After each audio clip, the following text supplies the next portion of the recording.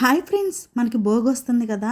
మనం అందరం చాలా వరకు చిన్నపిల్లలకి భోగి పళ్ళు పోయాలని, వాళ్ళకి భోగి పళ్ళు పోస్తే చాలా మంచిదని అనుకుంటూ ఉంటారు కదా. అసలు భోగి పళ్ళు ఎలా పోయాలి, అసలు ఏ వయసు పిల్లలకు పోయాలి, మనం అసలు భోగి పళ్ళు పోసేటప్పుడు ఎటువంటి నియమాలు పాటించాలి, మనం ఎలా చేయాలి, ఖచ్చితంగా భోగి పళ్ళు పోసేవాళ్ళు ప్రతి ఒక్కళ్ళు ఈ విషయాన్ని గమనించాలండి. నేను చెప్పిన విధంగా కనుక మీరు చేస్తే మీ పిల్లలకి అంతా మంచి జరిగి చక్కగా ఉన్నత స్థాయికి వెళ్తారనమాట. పిల్లలకి చక్కగా దిష్టి తగలకుండా అంతా ఉంటుందన్నమాట. ఇప్పుడు నేను వీడియోలోకి అయితే వెళ్ళిపోతున్నా. వెళ్ళే ముందు మీ అందరూ ఒక్కసారి నా వీడియోని లైక్ చేయండి, అట్లాగే షేర్ చేయండి, సబ్స్క్రైబ్ చేయండి. మీకు నచ్చితే కామెంట్ చేయండి. మనకి భోగి పళ్ళు ఎందుకు పోస్తారో తెలుసా అండి? అసలు దీని వెనక ఉన్న అంతరార్థం ఏంటో తెలుసా మనకి? అసలు భోగి పళ్ళు అంటే ఏంటో ముందు మనం తెలుసుకోవాలండి. భోగి పళ్ళు అంటే కేవలం రేగి పళ్ళు మాత్రమే కాదు. ఎందుకంటే రేగిపళ్ళు, చెరుగ్గళ్ళు, బంతిపూ రెక్కలు, చిల్లర నాణ్యాలు మరియు అక్షింతలు కలిపి మనం భోగిపళ్ళుగా పోస్తాం కదా. కొన్ని ప్రాంతాల్లో అయితే వాళ్ళు శనగలు కూడా కలుపుకుంటారు. శనగలు కూడా కలిపి మనం పోయడం వల్ల ఏంటంటే మనకి పిల్లలకి ఏదైనా దోషాలు ఉన్నా కూడా పోతాయి అన్నమాట. అలా కూడా మంచిదే. అసలు భోగిపళ్ళు మనం ఎందుకు పోస్తామంటే 4 రీజన్లు ఉన్నాయండి. ఒకటి దిష్టి తగలకుండా పోస్తాం, ఇంకొకటి శ్రీమన్నారాయణ ఆశీస్సుల కోసం పోస్తాం, సూర్యుడి అనుగ్రహం కోసం పోస్తాం, ఇంకొకటి ఆరోగ్యం కూడా దాగి ఉందన్నమాట.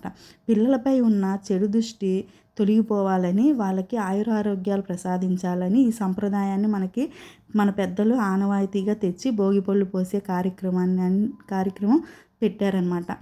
దీనివల్ల ఏంటంటే ఆ శ్రీమన్నారాయణ ఆశీస్సులు మనకు ఉంటాయండి. రేగిపళ్ళని మనం ఏమంటాం, బదిలీ ఫలం అంటాం అంటారు కదా. నరనారాయణులు బదిలీ వనంలో తపస్సు చేసేటప్పుడు దేవతలు వారిపై బదిలీ ఫలాలను కురిపించారని మనకి చెబుతూ ఉంటారు. అందుకే పిల్లలు నారాయణునితో సమానం కాబట్టి వాళ్ళకి ఆ పళ్ళు మనం నెత్తి మీద పోస్తామన్నమాట. మనకి పిల్లలు దేవునితో సమానం అంటాం కదా, అందుకనే ఆ శ్రీమన్నారాయణ అనుగ్రహం పిల్లల మీద ఉంటుంది. సూర్యుడి అనుగ్రహం ఎలా ఉంటుంది అనుకుంటున్నారు? రేగి పళ్ళు ఎరుపు రంగులో గుండ్రంగా ఉండి సూర్యునికి పోలి ఉంటాయి కదా, అందుకే దీన్ని ఆర్కే ఫలం అని కూడా అంటారనమాట. అందుకే సూర్యుని ఆశీస్సులు కూడా పిల్లలపై ఉండాలని చెప్పేసి మనకి ఆ సూర్యుని అనుగ్రహం కూడా ఆ పిల్లలపై మనకి కలిగిద్దండి. ఎటువంటి సందేహం లేకుండా నేను చెప్పిన విధంగా కనుక మీరు భోగిపళ్ళు పోసుకుంటే, మాకు ఆనవాయితీ లేదు, ఆనవాయితీ ఉంటేనే భోగిపళ్ళు పోసుకోవాలి, ఆనవాయితీ లేకపోతే భోగిపళ్ళు పోసుకోకూడదంట, ఇవన్నీ కూడా మనం పెట్టుకుని ఏదో ఒక వంకతో ఆపేసుకోవడానికి చేసేయే తప్పించి ఇటువంటిలో ఎటువంటి సందేహం లేకుండా మీరు 5 చిన్న పిల్లల కాడ నుంచి 12 సంవత్సరాల లోపు పిల్లలకి, ఏ వయసు అంటే 12 సంవత్సరాల పిల్లల వరకే, ఎక్కడి నుంచి నెలల పిల్లల కాడ నుంచి 12 సంవత్సరాల పిల్లల వరకు మనం భోగిపళ్ళు పోసుకోవచ్చండి. అది ఆడైనా మగైనా సరే. కానీ కొంతమంది పిల్లలు ఆడపిల్లలు కాస్త 11 వయసులోనే అవుతూ ఉంటారు కదా, వాళ్ళకి పోయకూడదు అనమాట. అవ్వకముందే పోయాలి, వాళ్ళు పెద్ద మనిషి అయిన పిల్లలకి పోయకూడదు. దీనిలో మనకి ఆరోగ్యం కూడా దాగి ఉందండి. పిల్లల తలభాగంలో మనకి బ్రహ్మరంధ్రం ఉంది అంటాం కదా, ఈ పళ్ళు పోయడం వల్ల వాళ్ళకి జ్ఞానం పెరుగుతుందంట. మళ్ళీ అట్లాగే రోగ నిరోధక శక్తి కూడా మెరుగుపడుతుంది. ఏదైనా సరే మన పెద్దలు ఒక కార్యక్రమం పెట్టారు అంటే దాని వెనకాల మనకి అటు సైన్స్ ప్రకారం ఆరోగ్యానికి సంబంధించి కూడా కొన్ని దీంట్లో కలిసి ఉంటాయండి.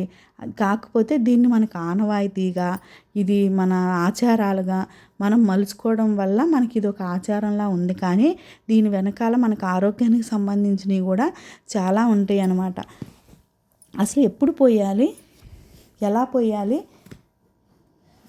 ఏ విధంగా పోయాలి అన్న విషయం గురించి వద్దామన్నమాట. చక్కగా పొద్దున పూట భోగి మంట వేసుకుని మీ ఇంటి ముందు ఊరినే ఏదైనా సరే 4 కాగితాలన్నా సరేనండి, మాకు కుదరదు భోగి మంట వేయడం కాకుండా 4 కాగితాలైనా సరే తెల్లవారుజామున 4 నుంచి 6 లోపు ఎప్పుడైనా సరే చిన్న చిన్న కర్రల్లాగా పుల్లల్లాగైనా సరే వేసుకుని మంట వేసుకోండి. అదే భోగి మంట. ఆ భోగి మంటల్లో మనం చూస్తూ ఉంటే ఈ సంవత్సర కాలం మొత్తం మనకున్న దిష్టి, మన మీద ఉన్న ఇది అంతా ఆ మంటల్లోనే కాలిపోయి మనకు అన్నీ మంచి రోజులు రావాలని మనం కోరుకుంటూ భోగి మంట వేసుకుంటాం. ఆ భోగి మంట అనేది మేము సిటీల్లో ఉంటాం, మాకు కుదరదు అని కాకుండా మీ ఇంటి ముందే చిన్నగా వేసుకోండి మంట. చిన్న చిన్న పుల్లలు తెచ్చుకుని పేర్చుకుని కాగితాలు పెట్టి ఏదో అట్ట ముక్కలు పెట్టి అలా వేసుకోండి. ఏదో ఒక విధంగా అయితే వేసుకుని చక్కగా పొద్దున పూట తలస్నానం చేపించి పిల్లలకి కొత్త బట్టలు ధరించి ఇంట్లో మీరు పాలు పొంగించుకొని దేవుడి దగ్గర దీపం పెట్టుకుని చక్కగా కొత్త బట్టలు వేసుకుని చక్కగా పిల్లల్ని రెడీ చేసుకోవాలండి. తర్వాత మనం పగలు దేవుడి దగ్గర దండం పెట్టుకుని పూజ అంతా చేసుకున్న తర్వాత సాయంత్రం పూట మనకు ప్రదోషణ కాలం అంటారు కదా, ఇప్పుడు 5 నుంచి ఇంకా 5 తర్వాత ఇంకెప్పుడైనా సరే మీరు సూర్యాస్తమం అయినాక ఎప్పుడైనా సరే ఇంకా చక్కగా ప్రదోష కాలంలో మీరు భోగి పళ్ళు పోసుకోవచ్చు అనమాట. ముందుగా ఇంటి దేవుడికి మనం దీపం పెట్టుకోవాలి. నేను చెప్పాను కదా, నెలల పిల్లల కాడ నుంచి 12 సంవత్సరాల పిల్లలకి ఎవరికైనా సరే పోసుకోవచ్చని. వాళ్ళని తూర్పు ముఖంగా ఉండేటట్లు కూర్చోబెట్టి పిల్లల మీద భోగి పళ్ళు పోయాలన్నమాట. మొట్టమొదటిగా మీరు చేయాల్సింది తల్లి పోయాలండి.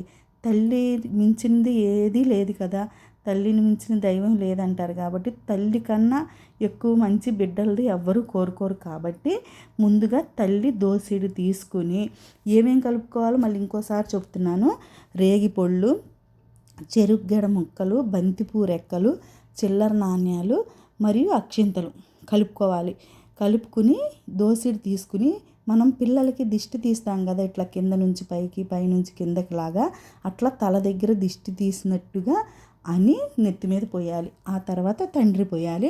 ఆ తర్వాత ఇంటి పెద్దలు కానీ ముత్తైదులు కానీ ఎవరైనా సరే ఇంకా పోసుకోవచ్చు అనమాట. ఆ తర్వాత ఎవరైనా పోసుకోవచ్చు. తర్వాత మంగళహారతి ఇవ్వడం మాత్రం మర్చిపోవద్దు. ఎందుకంటే మనం చేసింది మంచి కార్యం కాబట్టి చక్కగా పిల్లలకి మంగళహారతి ఇచ్చి ఇంటికి పెద్దలు ఎవరైనా ఉంటే వాళ్ళ చేత కానీ మీరైనా తల్లైనా ఎవరైనా సరే మంగళహారతి ఇచ్చి లేపి తర్వాత మీ అందరూ చేసే తప్పేంటో చెప్పనా, అవి తీసుకెళ్ళి ఎక్కడో పడేస్తారు. ఇప్పుడు పిల్లలు రేగిపళ్ళు పోస్తాం కదా, అవన్నీ ఎత్తేసి ఆడ మురుగుంటలోనో లేకపోతే చెత్త కుప్పలోనో పడేసి ఇంకా అయిపోయిందిగా అనుకుంటారు. అదే పెద్ద తప్పనండి. భోగిపళ్ళు పోసిన తర్వాత కింద పడిన పొళ్ళు అవి ఉంటాయి కదా, నాణ్యాలేమో ఎవరన్నా ఆడుకునే వాళ్ళకి కానీ ఎవరైనా లేని వాళ్ళకి ఇచ్చేయచ్చు. అవి పిల్లలు ఎవరు ఏరుకోకూడదు. ఎందుకంటే మనం ఇది దిష్టి తగలకుండా మన పిల్లలకి దిష్టి తీసినట్టుగా ఈ భోగిపళ్ళు పోస్తాం కాబట్టి వేరే పిల్లలు ఎవరు ఇవి ఏరుకోకూడదు అనమాట. అలా ఏరుకోకుండా అవన్నీ మీరు ఏరి ఒక చోట పెట్టి ఆ కాయలు అవన్నీ మీ ఇంటికి ఎక్కడన్నా మూగజీవాలు కానీ లేకపోతే ఆవు అయితే ఇంకా మంచిదండి. ఆవు కనుక మీకు దగ్గరలో అందుబాటులో ఉందనుకోండి, ఆవు ఉంటే ఆవుకు తీసుకెళ్ళి పెడితే ఇంకా మంచిదనమాట. ఇట్లా కనుక మీరు భోగిపళ్ళు కనుక ఇవన్నీ పాటిస్తూ చేసుకున్నారు అంటే మీ పిల్లల ఆయుర ఆరోగ్యాలతో చక్కగా ఎవరి చూపు తగలకుండా ఏ చెడు దృష్టి మీ పిల్లల మీద పడకుండా చక్కగా ఉంటారండి. నాకు తెలిసిన విధంగా నేను చెప్పాను.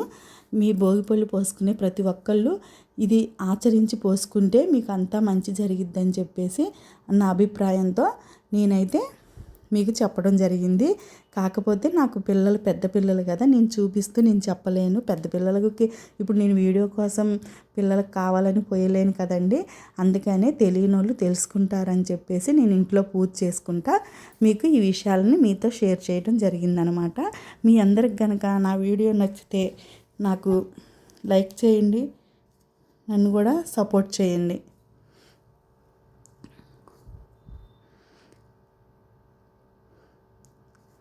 మీ అందరి సపోర్ట్తో నేను ఇంకా వీడియోలు తీయాలని చెప్పేసి నేను కోరుకుంటున్నానండి.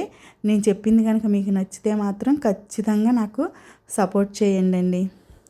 ఈ విధంగా కనుక మీరు అన్నీ ఏర్పాటు చేసుకుని మీ పిల్లలకి కనుక భోగిపళ్ళు పోసుకుంటే మీకు ఆ శ్రీమన్నారాయణ ఆశీస్సులతో పాటు ఆ దేవుళ్ళందరి ఆశీస్సులు మీ పిల్లలకి కలుగుతాయి అని చెప్పేసి నేను కోరుకుంటున్నాను అనమాట. ఇంకా నేనైతే చెప్పదలుచుకుంది నేను చెప్పేశాను. ఆ తర్వాత మీ ఆచారాలు బట్టి మీరు ఎలా చేసుకుంటారో ఇలా అయితే చేసుకోవాలని నాకు తెలిసినంతవరకు నాకు తెలిసింది నేను చెప్పడం జరిగిందనమాట. ఇంకా కొంతమంది పెద్దోళ్ళు ఉంటారు కదా మీకు ఇంటికి, ఆ పెద్దోళ్ళకి కూడా తెలుసు కాబట్టి ఇంకా ఎవరి ఆచారాలను బట్టి వాళ్ళు చేసుకొని అంటే మంచిదని చెప్పేసి నేను కోరుకుంటున్నాను. సరేనండి.